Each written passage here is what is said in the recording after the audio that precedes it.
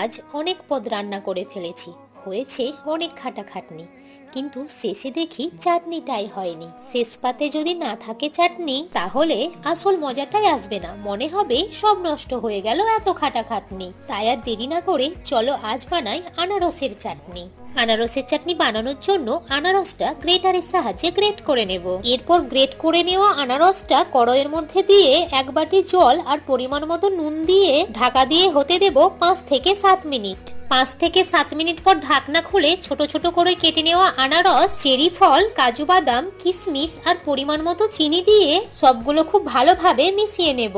এবার 5 থেকে 7 মিনিট পর যখন চাটনিটা হয়ে আসবে তখন গ্যাসটা অফ করে নামিয়ে নেব। ব্যাস রেডি হয়ে গেল আনারসের চাটনি। একটু হবে খাটাখাটনি, কিন্তু দারুণ টেস্ট, অসাধারণ খেতে এই আনারসের চাটনি। তাই তো বলি আমার সাথে সাথে তোমরাও শেষ পাতে রাখো আনারসের চাটনি।